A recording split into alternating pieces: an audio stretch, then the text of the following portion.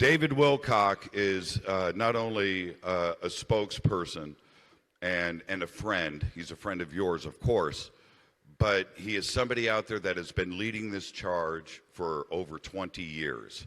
And for him to be at the brink of this, it's the warmth that you give him now lets him know that he's been on the right path, right? And it's your support with David that lets him know to not give up. We can't. We've got to keep our foot on the gas. That's what he's here to do. He is about to speak to you about the 5 alliances. We are going to connect the dots between them all because everything is connected. This is an afternoon that you're not going to forget. Share the knowledge. Be proud. Things are changing. Get loud. Contact in the Desert 2018 presents Mr. David Wilcock. Let's go.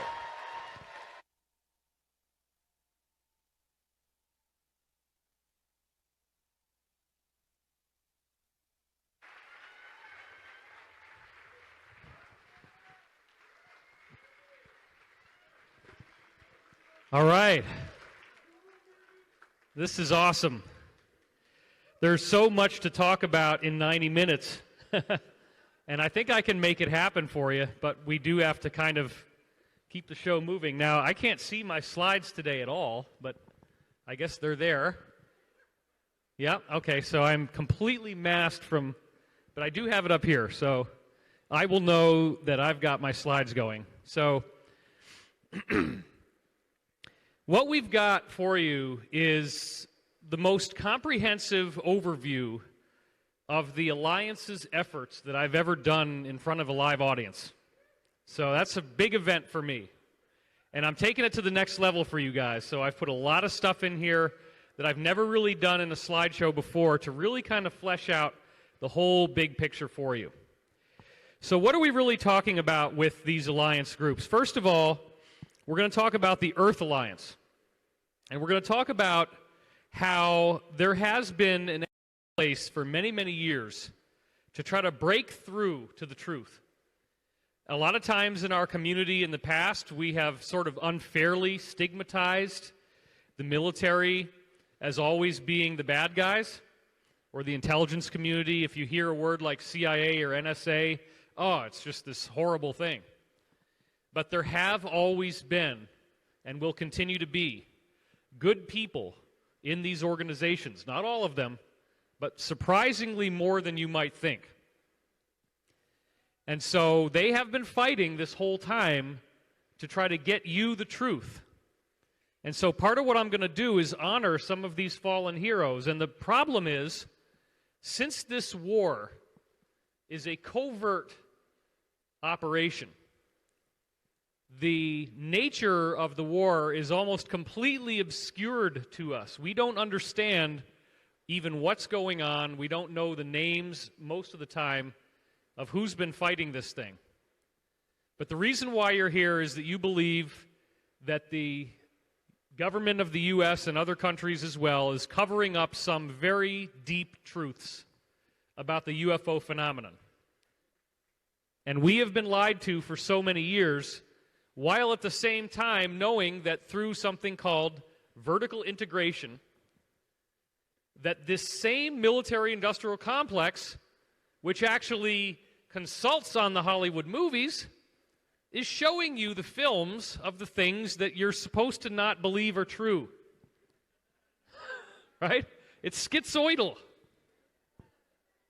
You're put into a reality box where your perceptions about truth are being fundamentally altered.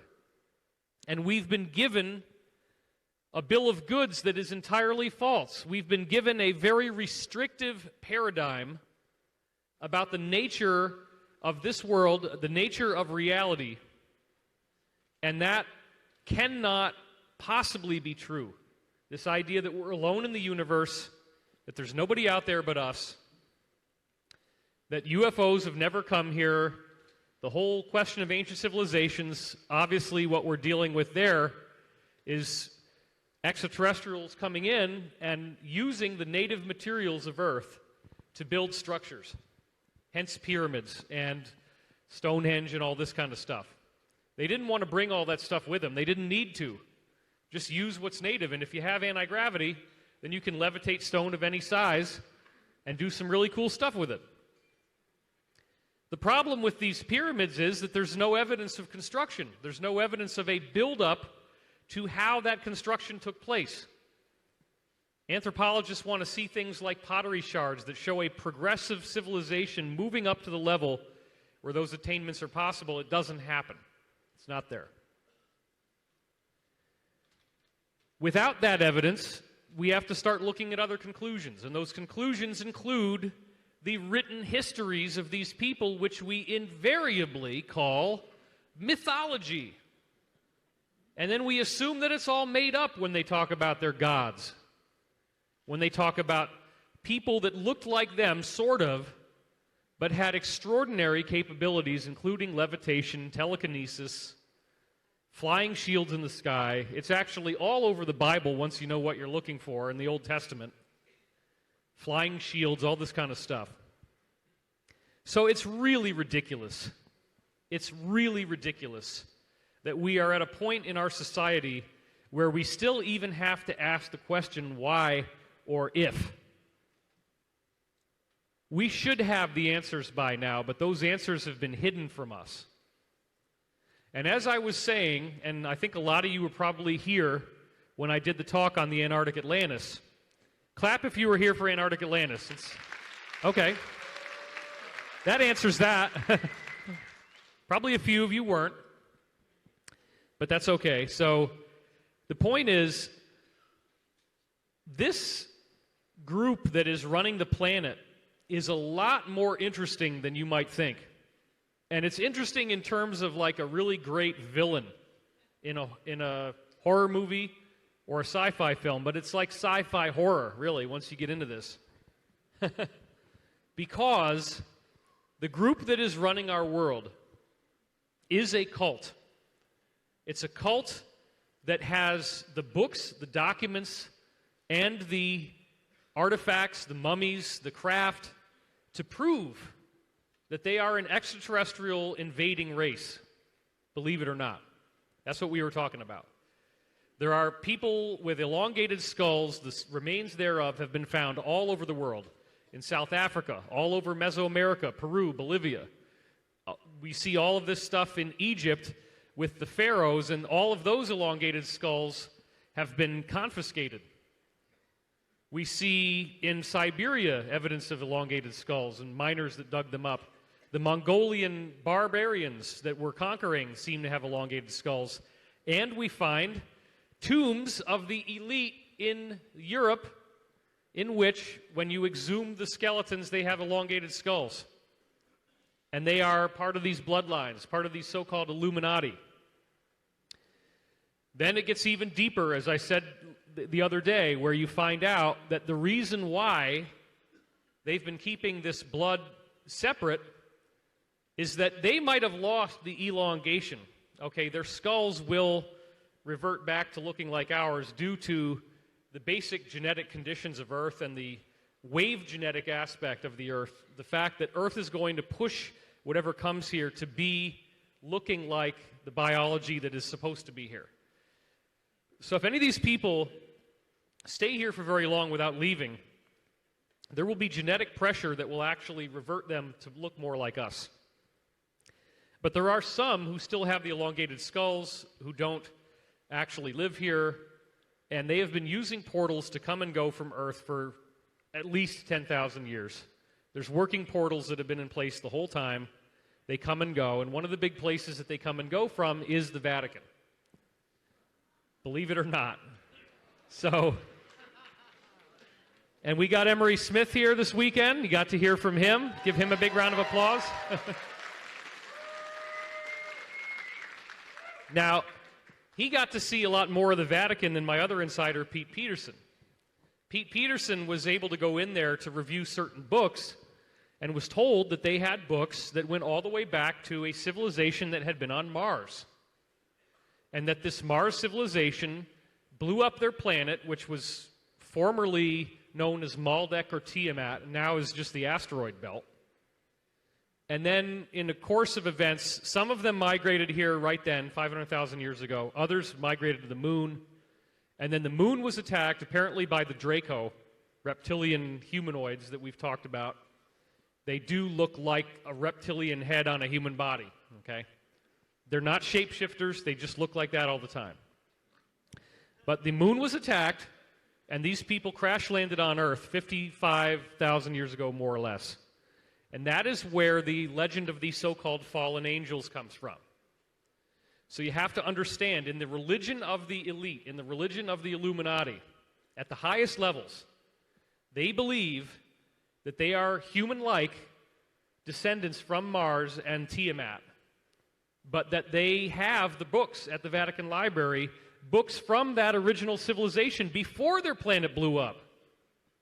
Books that have, as Pete Peterson said, gorgeous pictures of space stations, spaceships, blueprints, diagrams.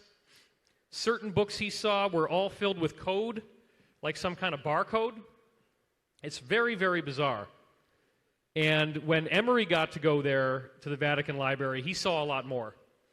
And he also saw all these artifacts that they were storing in a room that apparently Pete didn't get to go into. And they have been pilfering these things from all over the world. This goes back to the Egyptian priesthood that had done a lot, because Egypt is built on top of the ruins of an older civilization where this all started. If you dig down in the Sahara Desert, 40 to 400 feet down, you're going to find ruins all over the place. And one of the things the Cabal really doesn't like, incidentally, is that there are huge, huge statues buried under the ground of people who look like they are of African descent. And this group is very racist. They consider that the white people on Earth are the descendants of Lucifer. Believe it or not, that these white-skinned people didn't exist here before the folks with the elongated skulls showed up. So the origin of the white race begins with the areas of Europe where they landed, and they had the red hair or the blonde hair with the elongated skulls. Some of them were giants. And then there were migrations of those people, which is why you see these funny mummies that appeared in China, funny mummies that have appeared in Mesoamerica, etc. So look, what I would suggest is to understand we're all descendants of extraterrestrials. There is no purebred native Earth human. We've all had lots of people come here and seed different races. So this group has been ruling through fear, terrorism, intimidation, financial corruption for thousands of years. And during the time of the Crusades, they were able to use the Muslims invading Jerusalem to rile people up and get them to go and fight to get the homeland of Abrahamic religions back. And in that process, the Knight Templars were the military-industrial complex of the time. And they became a breakaway faction. And that led to a point in the 1300s where the King of France and the Pope created this big, big attack against them on Friday the 13th and killed many of them.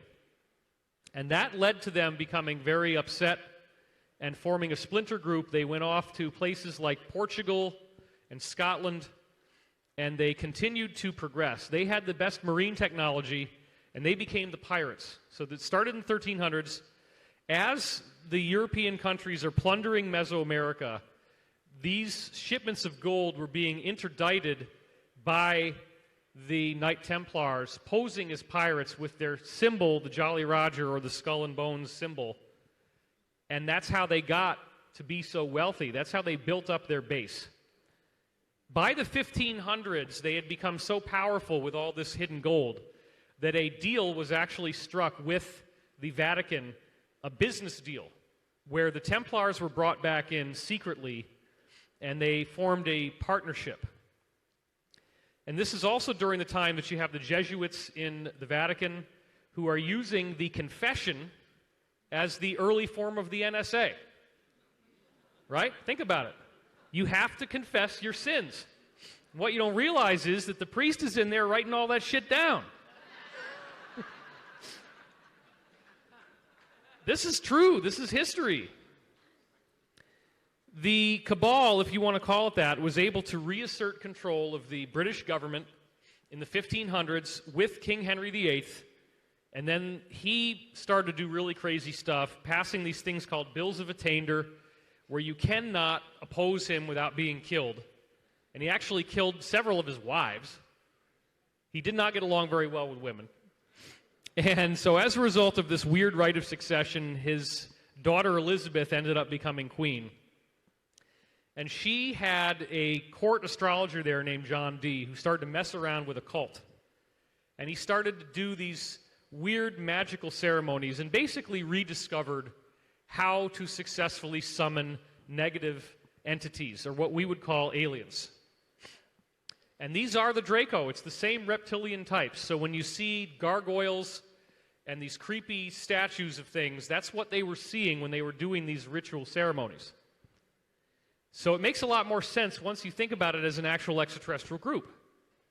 These extraterrestrials told the British twice in a row, don't bother to invade, don't bother to counter the invasion of the Spanish Armada that's literally sailing in to destroy England by sea.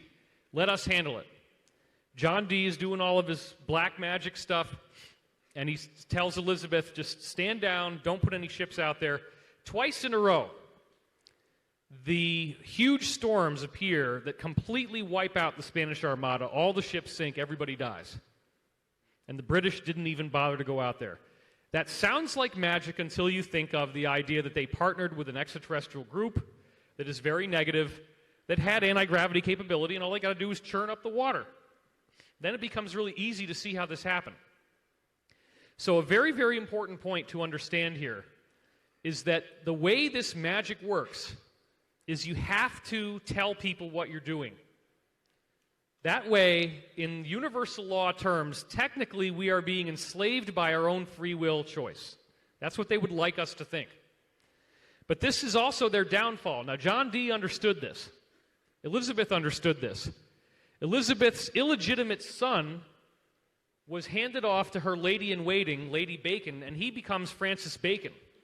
Okay? Francis Bacon becomes the father of Freemasonry because the group, this deposed Knight Templar group, needed to get a bigger membership on the secret side. So Francis Bacon discovered when he was an adolescent that his mother was Elizabeth, and the really shocking thing for him was that he had had sexual feelings for her. So this is where Hamlet comes from. Francis Bacon wrote the Shakespearean plays. The true William Shakespeare was illiterate and only signed his name with an X.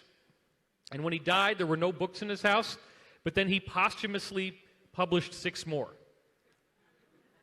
So Francis Bacon took the Mithraic initiation rites, which was an Egyptian mystery school cult, took all the basic elements of it, the lodge, the aprons they wear, the ceremonies they do, and he turned it into Freemasonry and planted it in places like Scotland and Portugal where these Knight Templars had their safe havens. This allowed them to begin recruiting on a massive, massive scale, having a secret order. And so by the time you're into the 1700s, they've actually got a higher order within the other order, again, to try to recruit more people, and that's the Illuminati. Adam Weishaupt, that came in Bavaria.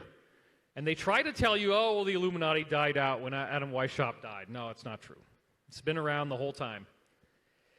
So even back in the 1700s, there was an alliance in Russia that was aware that this group existed and has been working to defeat them. And that's a very important point. The original American Revolution was an anti-Illuminati revolt. The Founding Fathers were people that had access to mystery school teachings, but wanted to do the right thing. And that's why they stressed freedom in the Constitution. And they really were attacking the British Empire because they knew there was something very evil going on. Abraham Lincoln was fighting against them. He started to issue a state-based currency called greenbacks, in which the U.S. was printing its own money and flipped the bird to the British bankers. And he got assassinated for that. And immediately after Lincoln was assassinated, the greenbacks stopped being printed, and now they call the Federal Reserve dollar the greenback, kind of conflating history. After the Lincoln situation, at the same time this is going on, these cabal people, these Illuminati people, want to get back out into space because they believe that they are these ancient astronauts that crash landed here, and they had found stasis chambers that were in Ohio underneath one of the rivers. There's a mouth down there you can go into, a cave. And what they found was this glowing stone levitating on wires, and around the stone were these sarcophagi of giants with elongated skulls. And Lincoln went in there and signed his name on the wall of the cave, as did many other of the people during that time. So they've had some really cool inside stuff the whole time. The Vatican is loaded with all kinds of cool artifacts and books that they're not going to tell us about. So there have always been people who understand that they are an extraterrestrial civilization that has invaded, and they see us as useless eaters. They see us as something that gets in their way, and we are protected by a God that they believe is evil because that God ordered up the biblical flood of Noah that destroyed them and their empire, which was Atlantis, as we talked about the other day. So this is a lot of information, I get it. If you haven't heard this before, your head is probably spinning, and you're either going to try to follow along with what I'm saying or go into a very entrenched position of hate, usually correlated with crossing your arms like this. You have to understand here, the scope of the truth is very difficult to even encapsulate into 90 minutes like this. But during the same time that some people were looking at these stasis beings in Ohio, the Illuminati folks were trying to build a space program. And so they started with dirigibles. In the late 1890s, there were all these airship sightings. The founding of the U.S. Railroad was done by Harriman, one of the Illuminati bloodlines, names. And then they say, okay, everybody, get on board the train, the transcontinental train. We'll give you the guns, we'll give you the ammunition. Shoot as many buffalo as you can. Have fun. And they did all this advertising about it. So that was a genocide plan by the Illuminati to destroy Native Americans by taking away their food supply. And it worked very well. It's really, really sad, but that is what happened. This is one of the things you hear from insiders. That was a deliberate attempt, like the idea of giving them blankets coated with smallpox. These people are sick, and they need to be stopped. And what they've been doing is unconscionable. So in the late 1890s, because they owned this railroad, people were having dirigibles, these flying balloons with motors on them, a lot more advanced than anything we saw out in the open, landing, and people coming out who were speaking German and talking to people just randomly landing. And now it's like, oh, it's a UFO sighting. No. This was their early space program. By World War I, their dirigible technology had gotten very advanced. And as I was saying to my wife yesterday, really the worst that we ever hit as a society was World War I. Because the Germans were actually launching chemical weapons out of these dirigibles before they got banned because they were so horrible. The scope of death in World War I is just unbelievable. And it was during that time that you have the Fatima sightings, where these three little girls, or actually it was two girls and one boy in Portugal, were visited by an apparition that they assumed was Mother Mary. It never actually said what it was, except it said, "I am the angel of peace." And then on the 13th of the month, for I guess 7 or 8 months in a row, this flying disc appeared, and it would block out the sun. They didn't have the word flying saucer back then. It shot out rainbow colors of light, and by the final one in October or November, whatever it was, 90,000 people were there to witness this spectacle. And it was raining. And when the whole thing was over, everybody mysteriously had their clothes dried to the bone. So World War I was you know, the Fatima stuff was basically telling us, don't join the war. That was a message to Portugal. And it was a horrible thing, but they ended up going into the war anyway. Then you have World War II, where right after the U.S. joins World War II, we have this infamous Battle of Los Angeles, in which a whole fleet of ships flew over L.A. Lots of people saw it. Thousands of very large munitions were fired at these ships, and some people even died of heart attacks, and the ships were unharmed. So it's very clear these cover-ups occur. Roswell occurs a few years later, 1947. The whole thing's covered up. A lot of speakers here are going to be going through the history of that. We have meticulous data. And at that time, the military-industrial complex got their hands on extraterrestrial technology. Technology that works, technology that can fly around. But they were not anywhere near as successful as the Germans had been, because the Germans cut a deal with the same Draco reptilians that were working with Henry VIII and Queen Elizabeth and protected them from the invasion by the Spanish Armada. So this group is real. There are actual extraterrestrial reptilians, or saurians as they're also called. It's very important to understand this. I do not suggest that they are shape-shifting biological beings that look like us. That is a misnomer. David Icke and I have talked about this through kind of a secondhand source.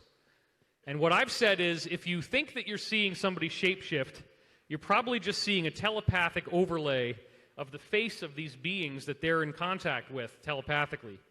And a sensitive person might see that flicker over their face. It's happened to me. I have seen that. It was really, really shocking. When I met a high-level Illuminati insider and he was shaking my hand, he gave me this devilish grin. His face popped into this thing. And it was very frightening. And even though I was in public in front of other people, I actually just took this step back. And he goes, "How did you like that?" I did not. Okay. Now, it's funny, but it's true. This stuff really is happening.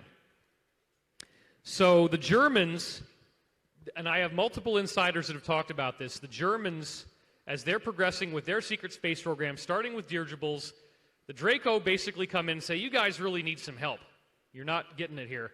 Hot air balloons are not going to cut it. Let's give you something real." So they brought in this guy, Victor Schauberger, who had discovered a UFO type of technology. Yeah, there you go. They brought in Tesla's technology, and they came up with a mercury-based turbine that they had in the late 1930s, and they were perfecting it, called the Bell, and it was also called Kronos because it would actually change the flow of time when you fire it up. They had a meeting, and I was told this was in like 1939 in the Himalayas with the Draco. First time the Nazis got to meet the Draco in person. And almost immediately, the Draco gave them all kinds of technology to be able to go out into the universe. So as early as 1939, 1940, you have Nazis traveling around our solar system, discovering there's a lot of extraterrestrials, there's a lot of ancient ruins, and they were given protected space on the moon and Mars to inhabit and to build their own bases in conjunction with the Draco.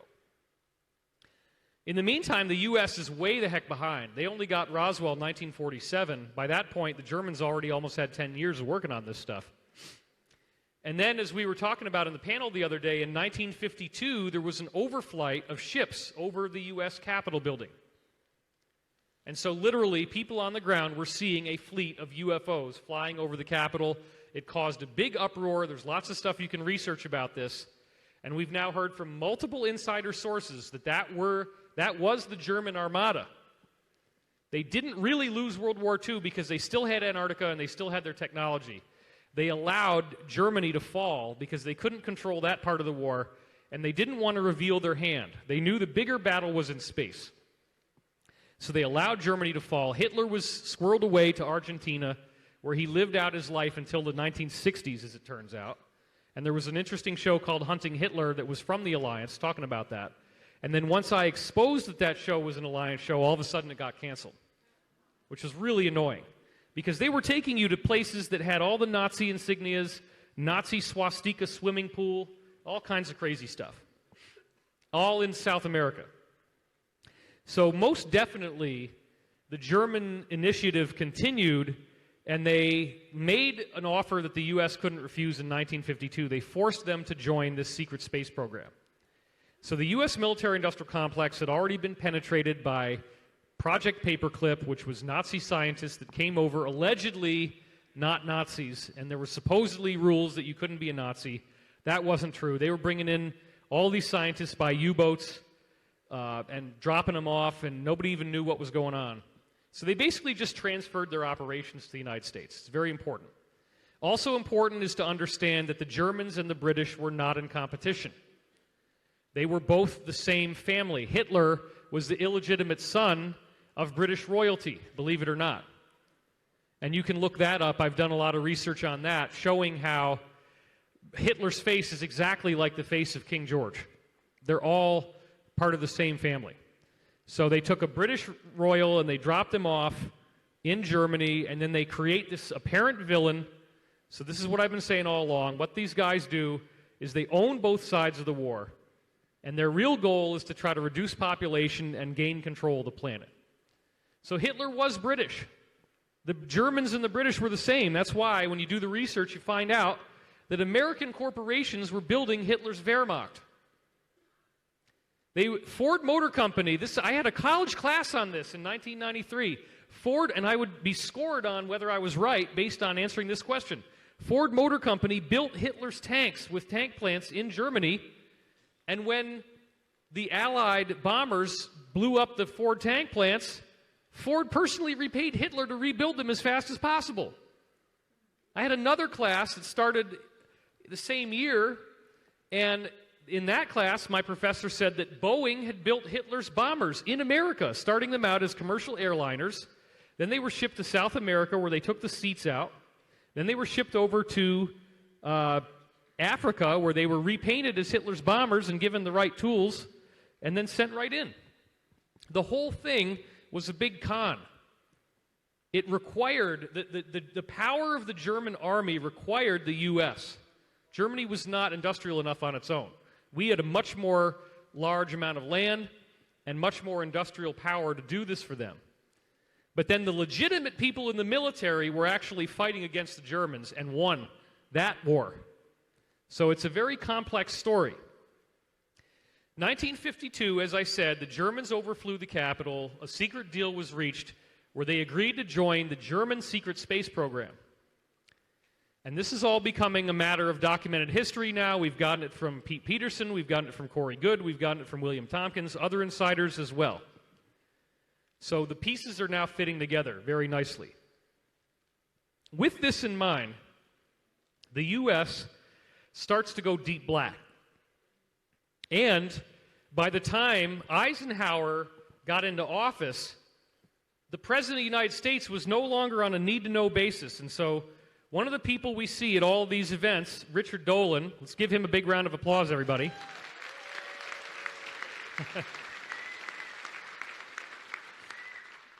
Broke this incredible story where in 1958, Eisenhower tasked this man, who was actually a CIA agent, he never gave his name, this came out in 2013, and this man claimed that he was a CIA agent who actually was hired by Eisenhower to invade Area 51, to lead up that team. And here's Richard Dolan interviewing this whistleblower. So this is the quote from Eisenhower that we get from this whistleblower in that video. Eisenhower, the president, said, "We called the people in from Majestic 12, from Area 51 and S4, but they told us," meaning Area 51 and these Majestic 12 people told us, that the U.S. government had no jurisdiction over what they were doing. What?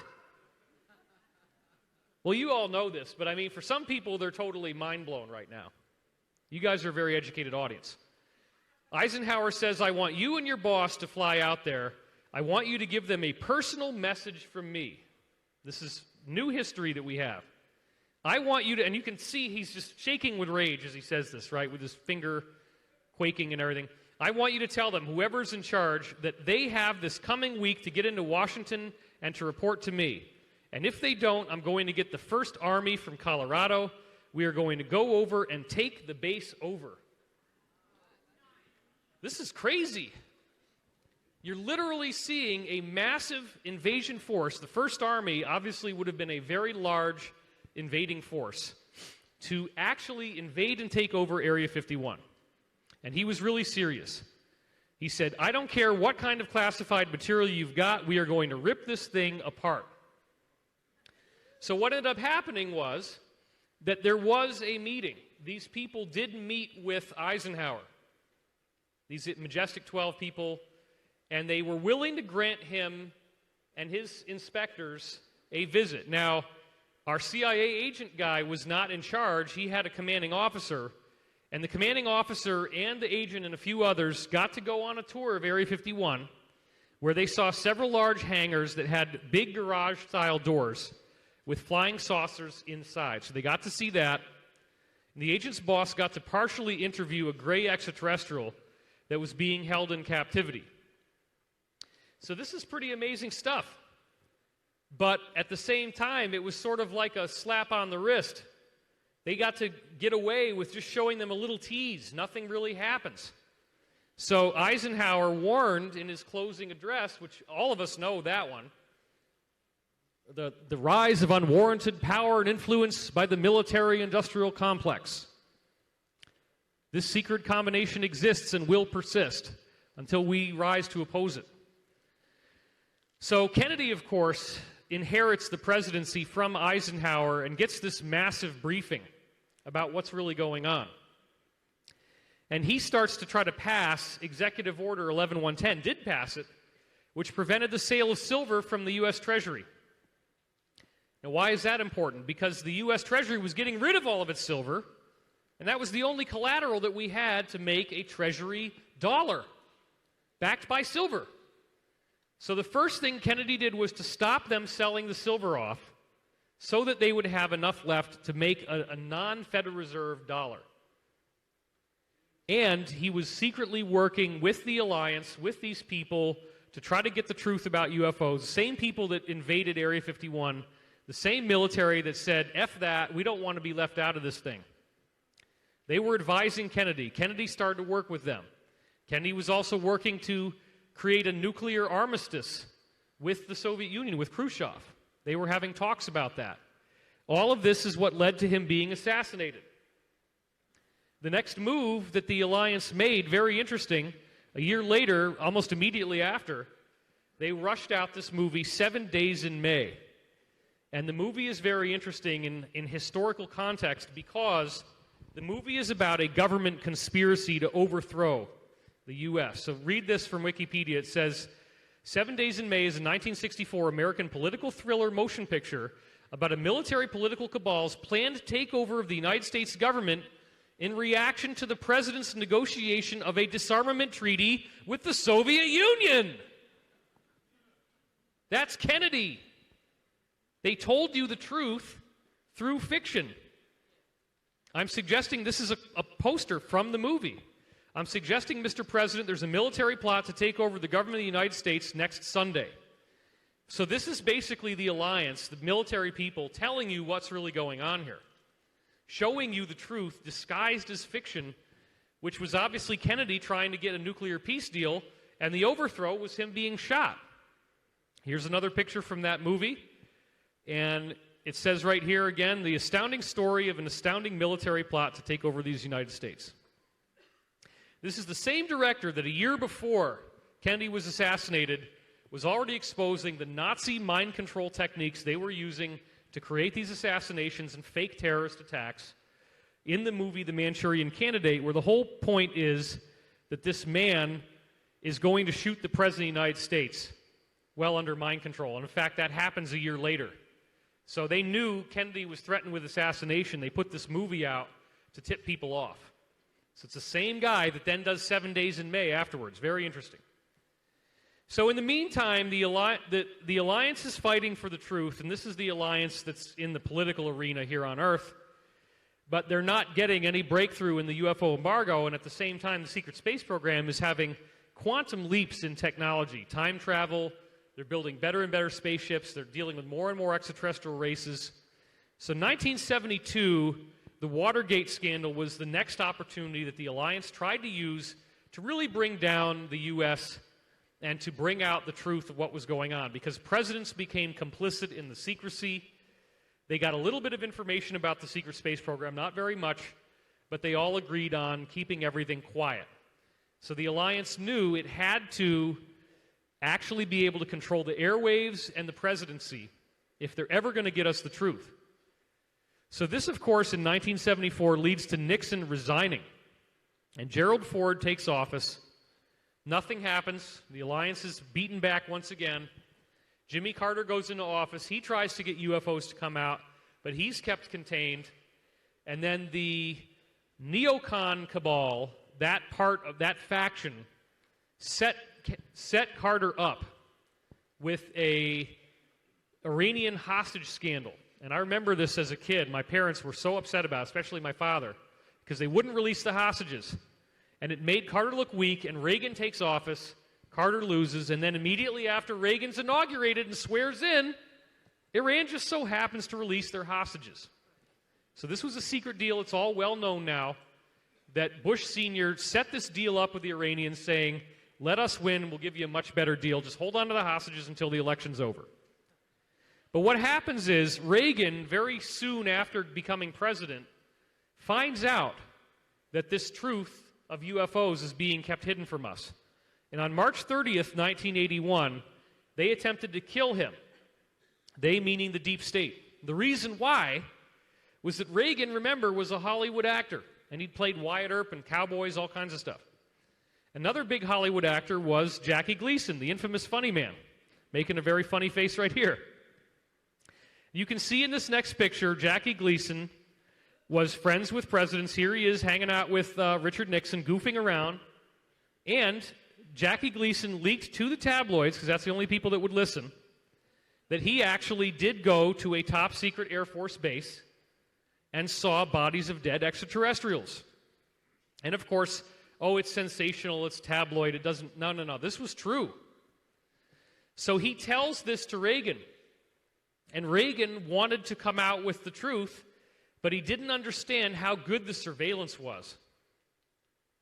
So during that terrible day, May 30th, 1981, this is right before they tried to shoot Reagan, one of the last pictures that was taken.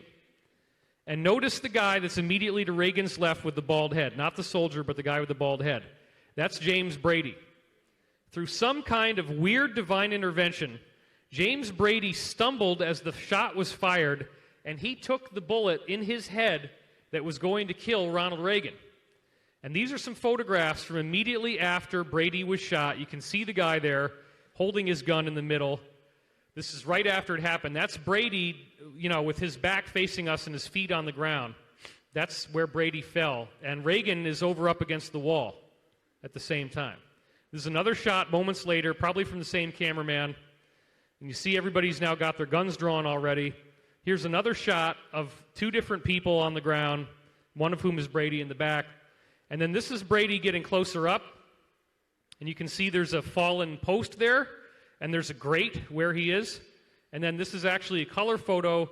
He did live. He got shot in the head, but amazingly he lived. And so this is where the gun control bill came from. This is Ronald and Nancy with Brady giving their classic laugh, right? So look, Reagan knew that, and they told him that next time we won't miss. That bullet was made for you. Your friend Jackie Gleason might have told you something, but that's not any of your business. A year afterwards, he couldn't help but say something. And this is when Steven Spielberg made the movie E.T. And they had a private screening with many people from the White House all together at the White House, top military people, and Spielberg was invited there, and they did a private screening of E.T. And when Spielberg recently was promoting his movie Super 8 about another type of alien invasion, a negative one instead of a positive one, like E.T. was, this is what he actually said. This is a quote from Spielberg, and he's talking about Reagan. Reagan just stood up and he looked around the room almost like he was doing a head count. And he said, I wanted to thank you for bringing E.T. to the White House. We really enjoyed your movie. Then he looks around the room again, very suspiciously, and says, there are a number of people in this room who know that everything on that screen is absolutely true. That's about as far as he was willing to go to actually tell someone in the public eye what the heck is really going on here. So thanks to the fact that my insider, Dr. Pete Peterson, was working with the Reagan administration during this time, we found out that even Reagan was briefed on the arrival of a massive planet-sized spaceship that came into our solar system that they called the Seeker. It looked kind of like a soccer ball on the outside, had these massive round doors that opened up that were hundreds of miles wide with lots of little ships going around, coming out of them. And they were circling around the outer planets. They would go around Neptune, and they'd go around Uranus. And this is what was happening. So people were really freaked out. And the secret space program people, actually by this point in the 80s, remember, when Reagan gets into office, they pass all this secret legislation that funneled much more money into the secret space program, including the nuclear arms race, which was very, very expensive, and it was all fake, because the Soviets were in on it. The Soviets were also building the secret space program with us. So on the surface, in certain levels, they were fighting, but on the higher level, it's all part of a secret plan to generate enough money. And what they wanted to do was to have their own space platform to have a surprise attack against a real invasion. So the Seeker comes in, and the secret space program people told it to get lost, and basically they claimed they were just peaceful tourists and they left. I believe Reagan got revenge for them trying to kill him by turning against his own cabal level of the administration in the Iran-Contra scandal in 1987. And this, of course, led to the public revealing that the U.S. government was selling arms to an allegedly terrorist state in Iran, taking the money from that illegal, treasonous sale, and then arming the group that was protecting their cocaine business in South America, the Contras, which they call rebels or freedom fighters. But these people were just as awful as any other type of terrorist you can imagine, cutting people's tongues out, doing all kinds of outrageously crazy, evil stuff. So you find out that the U.S. government is claiming to be fighting terrorists when they're actually arming them, and they're claiming to be fighting the war on drugs. Just say no. And wait a minute, you guys are like arming the people that are protecting the cocaine plantations? What? But somehow it didn't bring down the United States government. The alliance didn't get what they wanted. The ET side moved in. This is another thing that we hear from insiders. In 1990 to 91, the entire arsenal of nuclear weapons in the U.S., the USSR, and anybody else who had them all melted down. Believe it or not. And I heard this from, yes. I heard this from Dr. Pete Peterson. I heard this from Bob Dean. I heard this from Jacob. I heard this from multiple insiders. And it was a very bizarre thing. So we don't have nuclear weapons anymore because the ETs will not allow us to have them. The only ones yes, that's true. What they did is they came up with a system that is actually tracking everybody with these satellites from the National Reconnaissance Office. And if you're inside your house, they know where you are by the heat signature. And what this satellite does is it can get about, each warhead can get, I think it's 30 or 60,000 people per second. And it shoots a laser beam through your medulla, and just, you're dead instantaneously. And they have enough of these to get everybody. And that technology was finally leaked in the movie Captain America: The Winter Soldier. That's all they have. They don't have nuclear weapons, and believe me, the ETs are not going to let them use the laser stuff either. But the point is, we do not have any risk of global nuclear war. It cannot happen. It's absolutely true. So this would represent one of the ET alliance groups working to make sure that our planet will not be destroyed, because it's their lives too, and the law of free will allows them to protect their homeland from being destroyed, because they live, in many cases, in these honeycomb earth underground areas. So it's very important to understand, in the aftermath of the nukes melting down, the Soviet Union collapses, they give up, they're like, well, this whole nuclear war thing is fake, we can't keep this up anymore, we need to use our money to try to survive. So they just bow out entirely, because now they know it's not real. And then in the aftermath of that, we immediately get, it's Iraq now, it's terrorists. 1991, Gulf War, all this kind of stuff. So they immediately switch gears.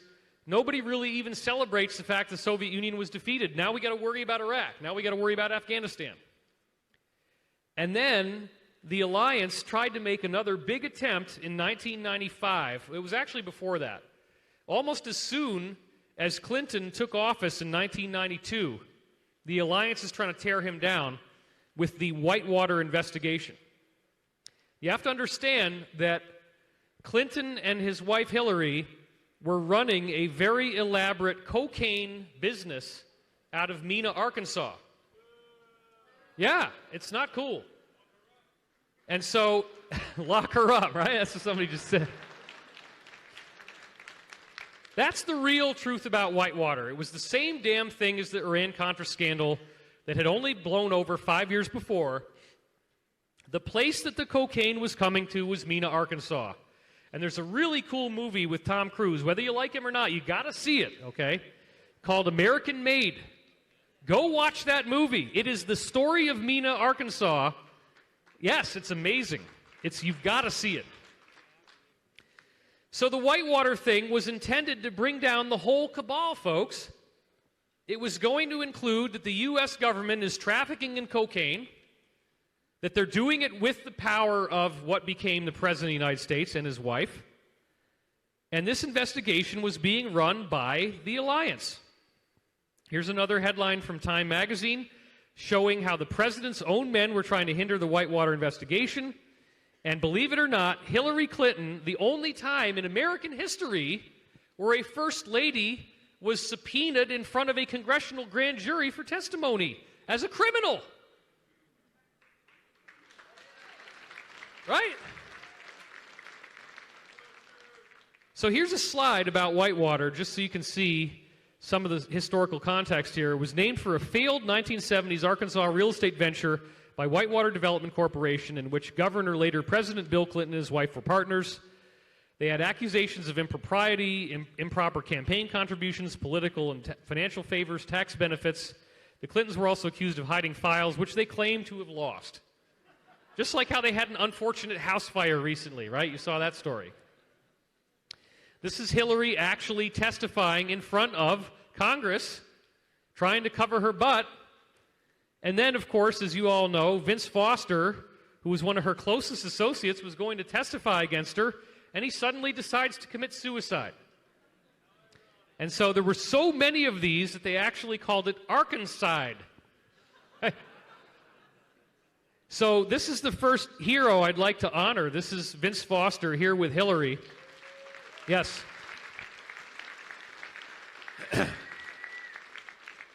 And he was shot, well, he apparently shot himself in 1993, or however it was that he committed suicide. Alleged suicide.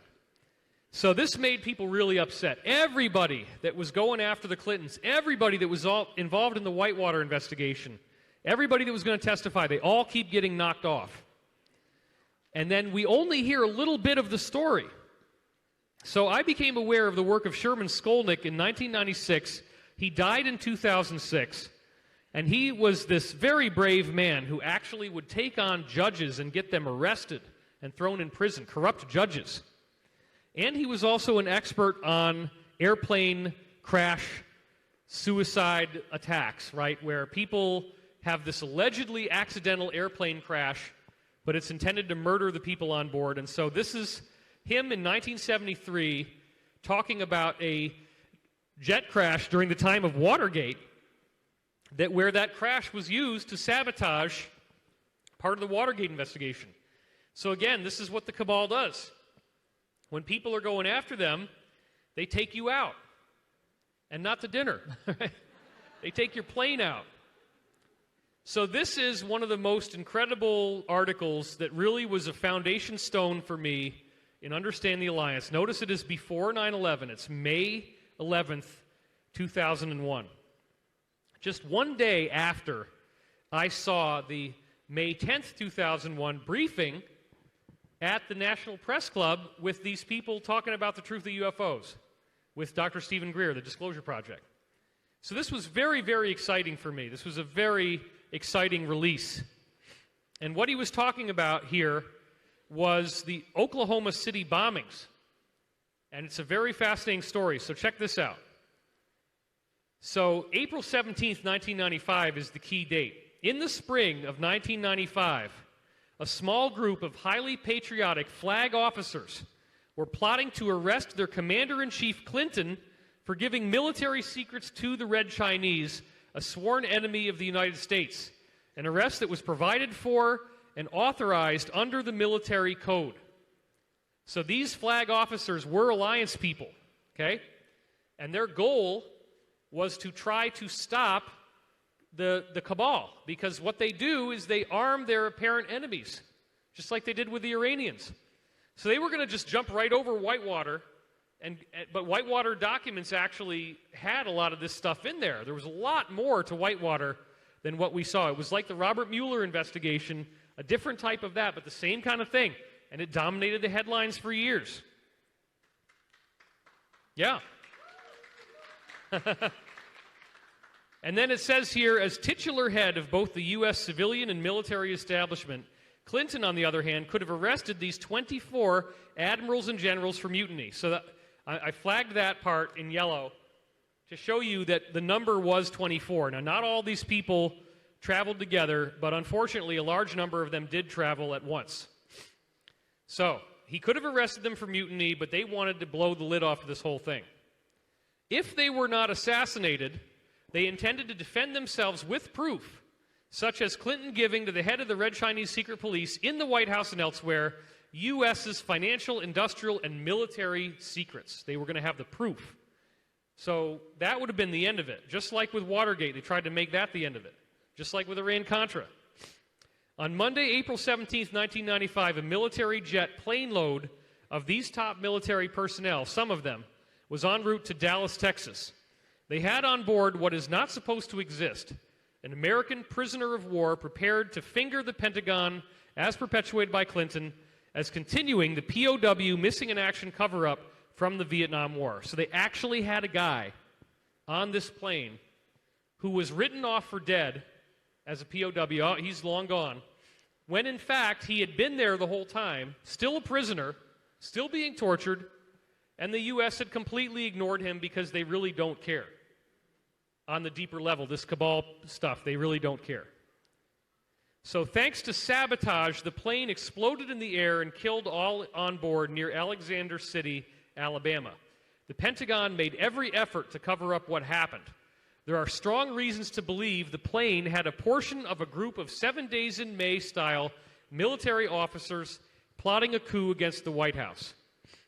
So this was really serious. This was the alliance, and you saw what 7 Days in May was. Now, that movie, of course, was talking about the people that killed Kennedy, whereas this would have been a benevolent 7 Days in May kind of situation. So they all died in this fiery airplane crash. Thereafter, the small group of other flag officers who were now out of uniform hid in Paris, in the suburbs. A year later, the chief of naval operations, so this is like the head guy, right? The number one guy in the Navy for naval operations, Admiral Jeremy Bourda, apparently aware of this planned coup and was planning it behind the scenes. He was assassinated, and it was covered up as a suicide, which is a favorite whitewash by the monopoly press. So let's give a moment of honor, a big round of applause for Admiral Jeremy Bourda.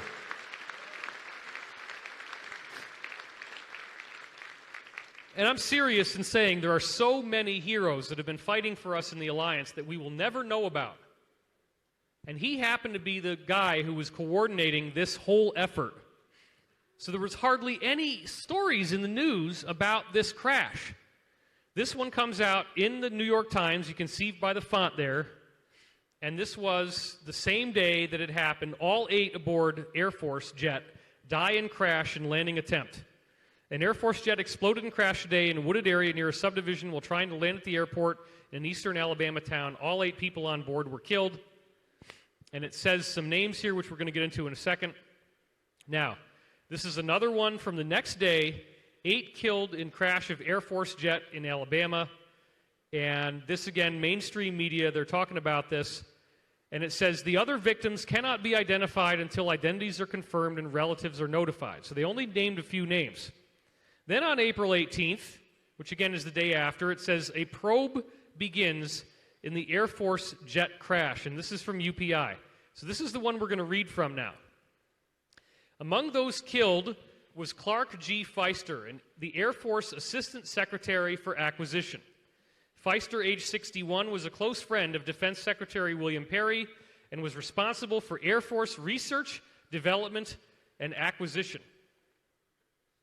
Feister had 38 years of experience in designing and developing advanced intelligence, electronic countermeasures, and imagery systems. So this is a guy who is very aware of the most advanced types of surveillance. And so let's give a big round of applause for Clark Feister here, another brave soldier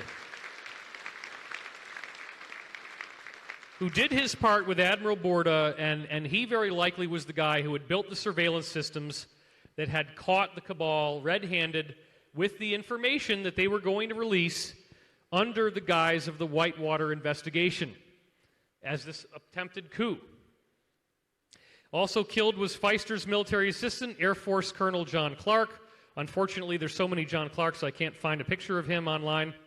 And Major General Glenn Prophet II, a senior leader in the Air Force, who was the Director of Plans and Operations for Air Education and Training Command at Randolph. And let's give it up for Glenn Prophet II. It's so frustrating. They got so close. They got so close to pulling this off, but too many of them were in one plane at one time, and the plane got taken down. Prophet was a command pilot with more than 6,000 hours of flying experience. He began his Air Force career in 1965. He was responsible for developing and implementing operational plans, programs, and policies for undergraduate flight training, NATO jet pilot training, survival training, combat training for airlift tankers, and special operations, i.e. black ops crews. So you can do the math here. He's the guy that went in and got the POW out of Vietnam.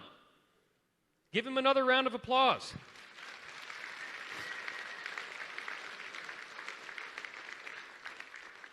This is really serious stuff. So then it says the other victims were identified by the Air Force on Tuesday as Major Hubert Fisher, who was assigned to the Pentagon, and retired Air Force Major James Horn. So these were some of the other guys in the crew. The two-man flight crew, Captain Paul Carey, an Air Force instructor pilot, and First Lieutenant Paul Bowers, an aircraft commander, also died in the crash.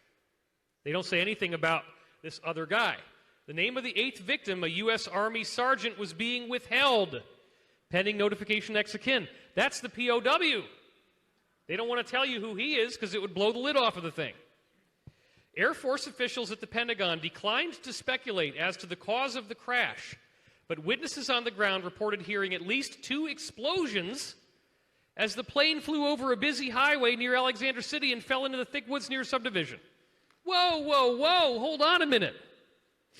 Eyewitnesses are hearing 2 explosions. That's not a typical plane crash. That's a bomb. It was either blown up from inside the plane or it was shot down. And these are top military people.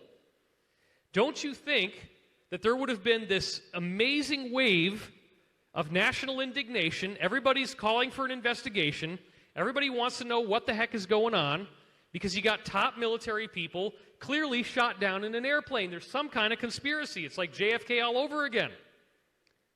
But then we got a little bit distracted the day after we heard about this.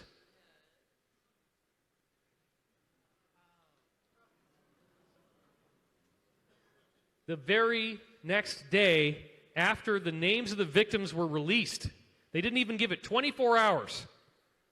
And what I heard from Pete Peterson was that all of the juiciest documents in the Whitewater investigation were being stored in the Alfred P. Murrah Federal Building in Oklahoma City. So they took out the people that were doing the planning, and then they destroyed the cache of all the documents by actually blowing up the entire building. Now, if you weren't into all this back then, let me just share this with you real quick. The little bomb that Timothy McVeigh made in a frickin' van could not possibly have been strong enough to blow the shit out of this building all the way up to the top floor. This was a controlled demolition. And interestingly enough, they had planned on a much larger part of the building coming down, if not the entire building, collapsing into its own footprint, but several of the explosives failed. So the building remained standing, as you can see here. This was a dry run for 9/11.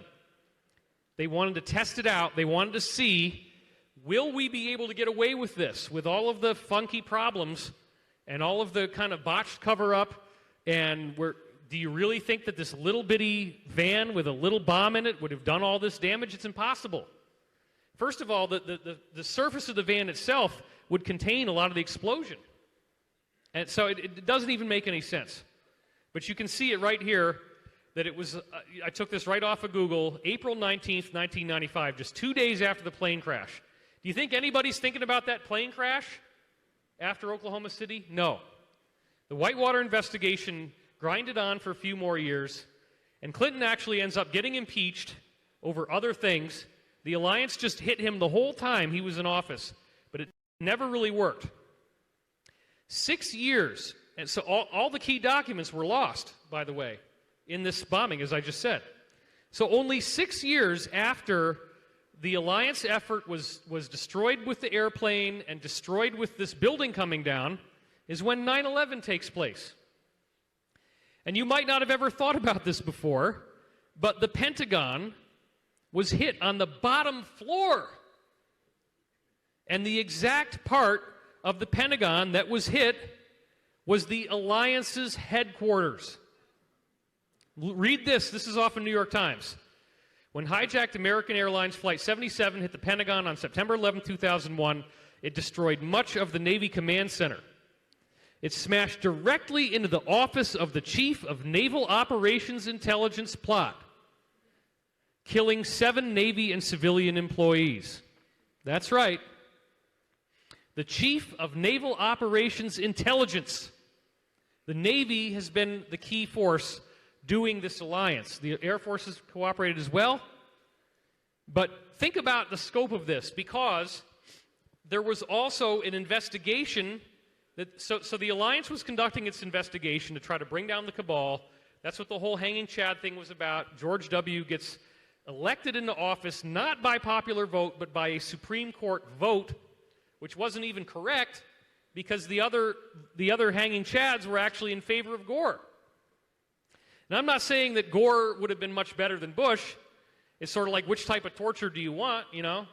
But the point is, it was still, yeah, thank you. It was still a coup, and it was still really shady. So what happens is, the alliance was diligently working to bring down the Bush administration. The headquarters, again, Naval Operations Intelligence, the chief was running this thing. He gets blown up, all his people get blown up, and all of the financial investigations that they were doing into the cabal and what it was up to, all those documents were in, guess what? The World Trade Center. So they blew up the World Trade Center, brought it down into its own footprint, just like they had 6 years before, Oklahoma City, same situation. So this was a precision-targeted attack against the alliance. They never gave up, though. They kept working behind the scenes. They already had surveillance in place in the White House prior to 9/11. They have footage of these guys planning 9/11. That video will come out as this whole process, yes.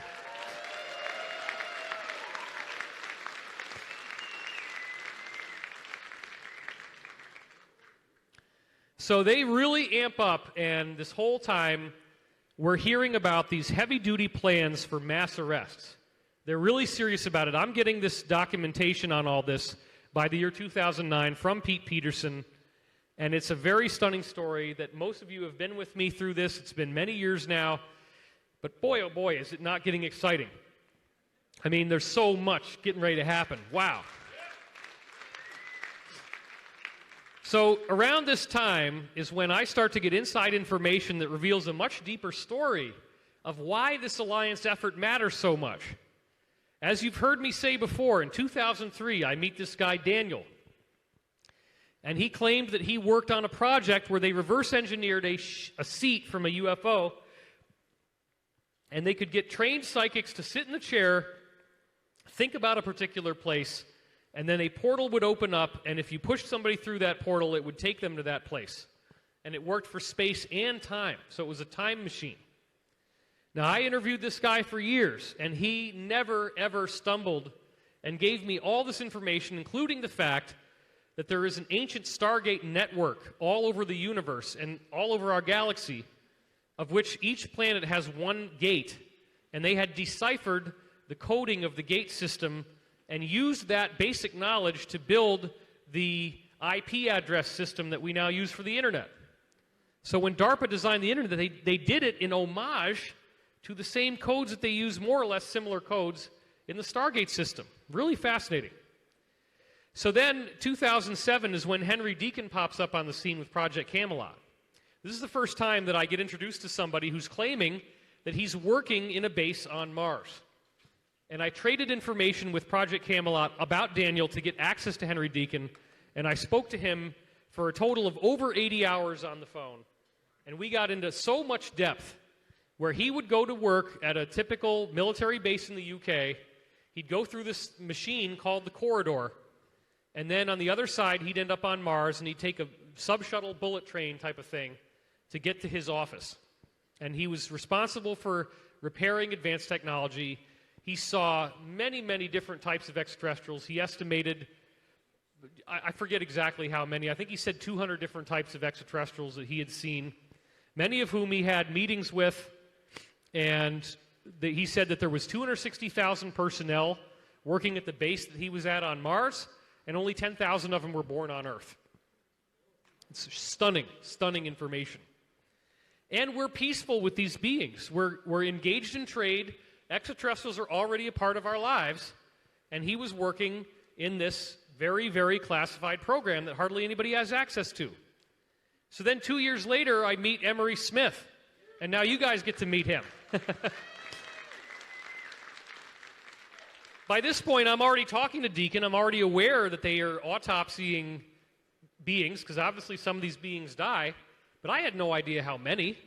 I had no idea, as Emery tells me, that there's 3,000 different specimens that he took. It's unbelievable, the scope of this thing, okay? So Emery gave me all this information about exobiology. We've heard that throughout this weekend, and I didn't think he would ever come forward. And he lost it. I mean, he burst into tears telling me his story, and it was incredibly compelling. During this exact same time window, 2009, Pete Peterson suddenly popped up. He gave Carrie Cassidy an interview. She sends me this WAV file of it recorded, or it was an MP3, and I listened to it, and I said, we got to get this guy right now. So I paid for the flight, I paid for the hotel, I paid for the rental car. We flew out to where he was. We stayed in a hotel nearby. It was a beautiful country area. And right that time is when we got the Pete Peterson interview captured on videotape. And it was stunning because he continued to talk to me after this, and he revealed that there was a huge plan in place for this alliance to break down the cabal, and they wanted to tell us everything that's going on. They wanted to give us the whole truth. And this is where I first heard about the plan for mass arrests. They want to grab a whole bunch of these people all at the same time. But you look at the murderous opposition. You look at Eisenhower trying to invade Area 51, and they just give him a little taste and say, now get out of here. You look at Kennedy trying to bring him down. They blow his brains out. You look at, they try to bring down Nixon. He resigns. They never got to do the whole thing. He just said, oh, I'm out of here. You know? Then you look at what happens with Reagan. He's trying to tell us the truth about UFOs. They try to shoot him, and the only thing he can do a year later is talk to Spielberg. Then you look at what happens with Iran-Contra. We get revealed that our government is trading with our terrorists and doing the cocaine business, right? Ollie North was running the cocaine business. Then you find out that the people who were actually running the cocaine business run for president and win as the Clintons. And then somebody tries to arrest them, top military coup, and those poor guys get shot down in a plane, and before anybody has time to investigate, out comes Oklahoma City, which conveniently destroys all the documents in the Whitewater investigation. Then 6 years later, they pulled it off again. Head of Naval Operations. They shoot a missile, which they said was a plane, right into his office in the Pentagon, blow his ass up, and then take down the towers where they had these documents that they were doing for the investigation. So the alliance is really pissed, obviously, because this group has been controlling the press. You can't just come out with this stuff. You can't just tell people what's going on. You're going to get killed. And there's been many, many of these types of things. We only get to know some of these people. Around this same time, just a few months later after I meet Pete Peterson, I'm at a Project Camelot event, and I meet Jacob. And Jacob was this guy, as I've said before, working for the Rothschilds at a very high level, and he was acting as a whistleblower, telling me he didn't want to go along with this anymore, and he wanted the truth to be known. So that's when I start to find out the awesome scope of this secret space program that we have.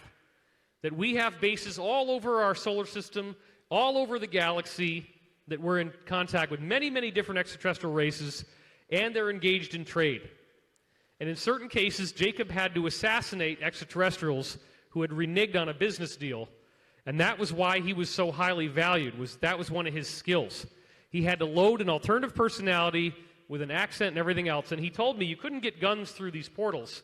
So the typical favored method that he would use is it would appear that he was giving them a gift of a potted plant. But then the plant is actually got a knife blade in the bottom of it, and he'd pull the blade out and stab this being. So he literally was doing that kind of stuff. Interestingly enough, I first did get contacted by Corey Goode back in this same year of 2009, but at the time, he only told me a relatively benign amount of information about what he was doing. So it wasn't until he came out in 2014 and gave me this information about the secret space program that all the pieces were filled in, pieces I didn't have before. We learn about this race called the Draco, which was clearly being portrayed in the movie Jupiter Ascending. They don't really look like this, okay, with the wings and everything, but it's not that far different either. Same guys that did The Matrix made this movie. And you see that these reptilians clearly are working directly with some sort of secret government force. They're very menacing, they're very upsetting. And again, this is not exactly what they look like, but it isn't a whole heck of a lot different either. And so, see this face, and then this is what Corey is saying it actually looks like. So not a whole heck of a lot different. And there's a subservient race they have known as the Reptoids, and they look like this. And so you can see this is some pretty disturbing stuff. The German aspect, the Nazi aspect, is helping the Draco. That's called the Dark Fleet. They wear these kind of uniforms. It was very fascinating when I had Whitley Strieber on my panel at Conscious Life Expo last year, and he reported, remembering in his abduction experience, people that were human with black uniforms involved in his abduction. So Whitley Strieber was probably contacted by the Dark Fleet, didn't even realize that this is what was really going on. So the 5 factions of the space program, Solar Warden appears to be the one that Henry Deacon was in. It's the guardian of our solar system, protects our air traffic. Then you have the ICC, or Interplanetary Corporate Conglomerate. That's a group of the corporations, the defense contractors, that broke away and said, we're going to do our own thing. And they even broke away from the rest of the space program. They have some interaction with it, but not a whole lot. Then you have Global Galactic League of Nations, which was the kind of apologetic cookie thrown to the world leaders, where they get to go to one planet, they have one base, and they're told that's an outpost to defend against extraterrestrial invasion. So they get some cool stuff, but they really have no idea what's going on. You have a military faction that provides security and logistics for the other factions. Then you have the Dark Fleet, as I just said, and there's also certain small groups called scout groups. So some of the overview here, there's over 100 colonies that they've built just in our solar system. They're mining, and then they have living quarters near the mines. They take the mined material, and they go to these massive manufacturing plants. And let's just try to skip ahead a little bit here, because I am getting the warning here, so that we can talk about these alliance factions. Okay, so let's go to this. This is a good one. So I'm working with Corey Goode, and he's telling me about that an alliance is formed within this secret space program, and it includes different parts of these 5 factions. He gives me the whole story between October 2014 and February 2015, and on February 27th, The Blue Avians, this group that nobody had ever seen before, asks for Corey by name. It's pretty amazing. And so on March 1st, he was actually taken up and transported to the Lunar Operations Command in this craft, which is what he calls a DART, 2 seats in the front and 3 in the back. And then he got into a room. This isn't exactly what it looks like. This is kind of an artistic interpretation, but it was a conference room in which these beings appeared behind him as he's meeting in front of this Secret Space Program Alliance. And the Secret Space Program Alliance is telling him they want to release all of their technology to humanity. They do not want this to be kept a secret anymore. Give them a big round of applause, everybody. It's fantastic. Now, they have been heavily attacked by other parts of the secret space program. They have not been able to get their goals reached, which is really sad. But then, as a result of Corey and what happened, we hear about the Sphere Being Alliance. Now, this is also some very fascinating stuff because beginning in the late 1990s, all these giant spheres started coming into our solar system. So this is from June 2nd, 1998, and in this animation you see these 2 gigantic planet-sized objects crash into the sun, and then a huge plume of solar radiation coming out, which NASA said was unrelated. Okay? But the size of those objects are literally planet-sized. Another really cool one is July 31st, 2002, and you see right here that on the left you have Mars, and on the right is this sun cruiser. Don't worry about the straight lines on the sides. That's just it's blowing out the camera with its brightness. The very next day, August 1st, 2002, the sun cruiser has disappeared. A planet-sized object just took off. And there it is the day before, and then there it is and it's gone. Mars hasn't moved. There it is again, and it disappeared. So Corey was told that these sphere beings were being here to protect us from the sun going off and giving a big solar flash before we're ready. And this is a big subject for my Ascension talks. They also used these spheres to transport him to the Lunar Operations Command, and he was able to see these spheres all over our solar system, buffering the energy coming out of the sun. So the Blue Avians are a really fascinating part of this because they appear to be the source of the Law of One material, which I'd been a scholar of since 1996, and I'm probably the world's expert on it. I think everybody would agree with that. So they actually, thank you.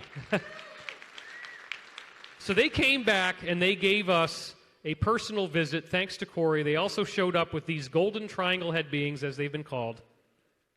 And these guys, again, showed up on the very first day. So that's a big part of this. Another huge part of the 5 alliance groups is the Inner Earth Alliance. Later on, Corey got to meet these beings that are apparently like what we would think of as Pleiadians or Nordics, traveling in these traditional flying saucers like the Billy Meyer and Semjazi story. That apparently is these Nordic extraterrestrials coming from inside the Earth, and they are also working very diligently to try to bring us the truth. And so this is some of their under-Earth areas. This is Corey's artistic renditions of what they look like, a certain group. And this is the Priestess Kari that we've heard so much about. Various other groups illustrated here, some of which look Asian and have darker colored skin, some of which look like they're from Africa. And it turns out that these people are, in fact, coming from our future, Earth's future, and they are very interestingly involved. So the second to last group here, because I am being kicked off the stage and I don't want to be disrespectful to the next speaker, the next group is the Military Industrial Complex Secret Space Program. And so this group is working within the lower level space program where they don't have access to the deeper levels. And this group was built to be a fall guy, where they revealed that they have some space platforms and they have ships that can travel our solar system, but then they're going to tell us there's only 1 or 2 ETs, if any, and there's nothing really to know out there. So Corey was abducted by these folks. He was interrogated and put through torture and outed people in the Secret Space Program Alliance. And then this is also where we found out about that they now have in the Military Industrial Complex group these triangle-shaped craft that are very advanced, and they've been shooting down the Draco as the Draco have been trying to escape our planet. So that's what these Draco craft look like with the extended teardrops. And here's the Triangle Craft. So let's give them a big round of applause for doing their part. Most likely, this is what we're going to hear about first. They're triangles. We're not going to hear about the Draco right away. The last group that I wanted to get to before we were out of time here, which I basically already am, but, you know, it's just a lunch break, so a little bit of flexibility is okay, is the Olmecs. So after Corey had been brought up there, he was introduced to this man who identified himself as Micah. And Micah said that he was part of a group that he was the equivalent of Corey Good on his planet, where he was the first person that had been contacted by the Blue Avians again, and his planet, like ours, had been enslaved by the Draco. The Draco always do this behind the scenes. There's laws of free will where they can't openly appear. They have to contact people who think of themselves as elites, get them to form a cult like the Illuminati, get them to control and dominate the planet while working behind the scenes, and giving them a secret space program that the people don't know about. And that becomes a breakaway civilization. Micah's people are fascinated by our music. They have 70s music on playlists that they listen to, believe it or not. I don't blame them. It's great. It's a great era. And they did at one time come here and land in Mesoamerica, and they were extraterrestrials, and they built these huge heads of themselves, which again look like people of African descent, but somehow they end up in Mesoamerica. Well, that's the same group. That's Micah's group. So they did come here for a while, and they built a lot of these giant heads, as you can see here. It was a fascinating series of archaeological discoveries that were made. And they are essentially working to help us get through this transitional phase. So yeah, let's give them a big round of applause. All of these different groups are working together, and they're all working to try to bring us into a common understanding, a common sense of what's really going on and where we need to go as a planet. When the truth comes out, we are going to get such an incredible, incredible piece of information dropped on us, and that's where I'd like to, again, if you didn't hear it yesterday, I want to go through this again 2 days ago, where the President of the United States teased that there's going to be a sixth branch of the U.S. military called the Space Force. This is incredible stuff. 6 weeks after Trump told a crowd of U.S. Marines at Miramar Air Station, he's at it again, teasing the idea of a Space Force. And this was done while he's giving a trophy to the Army football team. And he says to them, "You will be part of the 5 proud branches of the U.S. Armed Forces, Army, Navy, Marines, Air Force, and Coast Guard. We're actually thinking of a 6th military branch, and that would be the Space Force." Does that make sense? It's happening. Because we are getting very big in space, both militarily and for other reasons. This is the MIC part getting ready to come out about the flying triangles. And we are seriously thinking of the Space Force. And then you can see, here he is, you know, Space Force could be number 6. It's right on CNN. And I want you to look again closely at these guys behind him, because they can't stop laughing. They don't think this is true. They're not on a need-to-know basis. And so back in March, he said, we're going to lead again. You see what's happening. Rockets going up left and right. You haven't seen that in a long time. Very soon, we're going to Mars. And you wouldn't have been going if my opponent won, that I can tell you.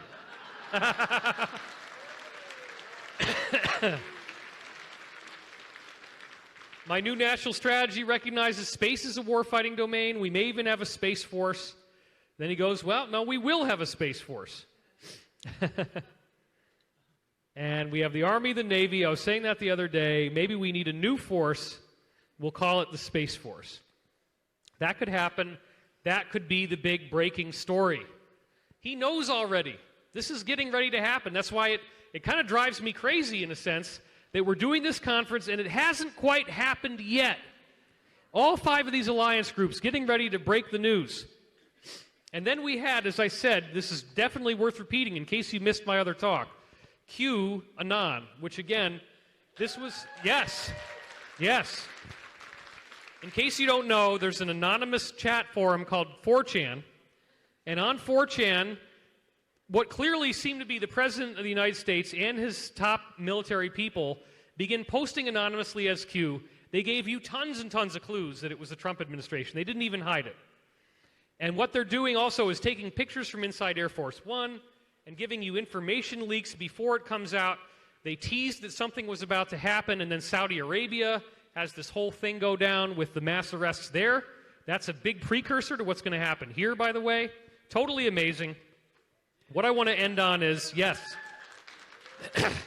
May 10th, just not too long ago, at the bottom of this passage, they say Sky Event. And that seems to be linked to this, which was the picture they posted of this weird hotel that has a ship on top of it. Marina Bay Sands Hotel in Singapore. Look at this thing. You can see it almost looks like a cigar-shaped aircraft, just like what we hear about in Solar Warden. You can see people can hang out up there, have drinks. And so do you think maybe this was intended to suggest a ship flying in the sky? And I've talked about how we're now up to 30,000 sealed indictments. And you can see that right here. Through April 30th, the last time it was listed, 28,937 sealed indictments, guys. And there it is right there. This is unbelievable. So the last big step is going to have to be a horrific economic collapse like 2008. And people have been asking me, what do you do with your investments? I tell you, I'm saying if you want to sell now, that might be a good idea. But if this happens and you're still holding on to stuff, do not sell as it's crashing. Hold on, because the alliance apparently is going to redo the financial system. So we are so close to the edge here. We are so close to this amazing transformation. All this stuff is getting ready to happen for us. And it is so incredibly exciting to me, because here we are living in this conscious geometric universe, right? I'm going to be talking about that on Monday. Don't miss my Monday talk. And also, in case you didn't hear this, Emery Smith is coming on around 1 o'clock, 1:15, and I'm going to be on stage with him as well on Monday. I'm doing double duty on Monday, 6 hours, back to back. Yes. I kind of got volunteered into this, sort of like the Alliance does, you know? So we're going to be talking about all of his background in the secret space program. When I do my thing, I'm going to be giving you the scientific proof of ascension, including the recent solar flash that happened on our closest neighbor, predating what's going to happen with us. So there's such a big story going on here. And these 5 alliance groups are working to give us the truth. They're working to bring real disclosure to humanity. And that is so exciting for me. It's an incredible, incredible opportunity that we all have, because this is real. You look at what they're doing, you look at these 5 groups, and you look at where this is going. It is absolutely stunning. One last thing I do want to say. My website is divinecosmos.com. And coming up at the end of July, I have an all-weekend, 17-hour event that's going to be the grand download of all the things I have to tell you guys about the science, about ascension, about the secret space program, insider testimony, so much more than I can compress into this little 90-minute talk today. So please, if you want to, go check that out. And this is all the time I have. They're yanking me off the stage. 5 alliance groups. Contact in the desert, everybody.